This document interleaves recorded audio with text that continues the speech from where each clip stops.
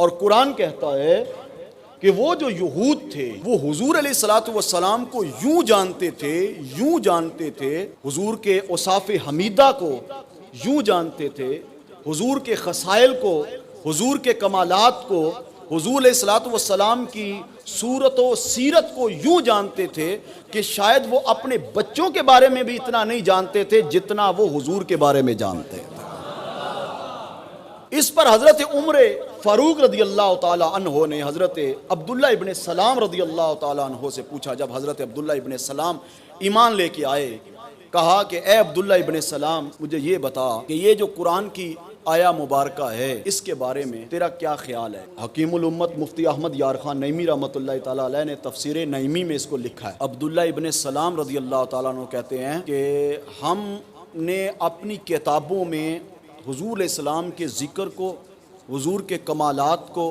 حضور کے معجزات کو بخوبی پڑھا ہے، ہماری کتابوں میں موجود ہے۔ میں تو اتنا جانتا ہوں کہ ہم حضور کو اتنا جانتے ہیں، شاید مجھے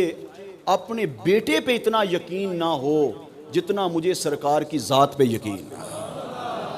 کیونکہ میرے بیٹے کی ماں میرے ساتھ دھوکہ کر سکتی ہے، وہ کسی اور سے اولاد لے کے مجھے کہہ سکتی ہے کہ یہ تیرا بیٹا ہے، مگر سرکار کی ذات میں مجھے شک نہیں ہے۔ یہ کون کہہ رہا ہے؟ حضرت عبداللہ ابن سلام صحابی رسول، یہ یہودیوں کے عالم تھے، یہ اسلام قبول انہوں نے کر لی۔ یہ سوال لے کے آئے تھے سرکار کے پاس، بہت سے سوال لے کے آئے تھے، میں یہ سوال کروں گا، یہ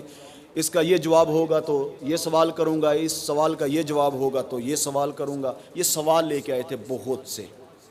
جب حضور علیہ الصلوۃ والسلام کو دیکھا تو سب سوال بھول گئے،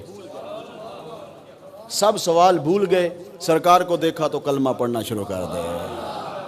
یہودیوں نے کہا عبداللہ ابن سلام چلو ٹھیک ہے آپ ایمان لے آئے، کوئی بات نہیں، مگر افسوس اس بات کا ہے کہ آپ نے سوال کوئی نہیں کیا، جواب کوئی نہیں لیا، تو آپ نے ان کا کلمہ پڑھنا شروع کر دیا۔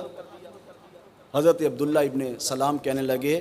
کہ میں بہت سے سوال لے کے گیا تھا، مگر جب میں نے ان کا چہرہ دیکھا تو دیکھتے ہی میں نے کہہ دیا کہ یہ کسی جھوٹے کا چہرہ ہو ہی نہیں سکتا۔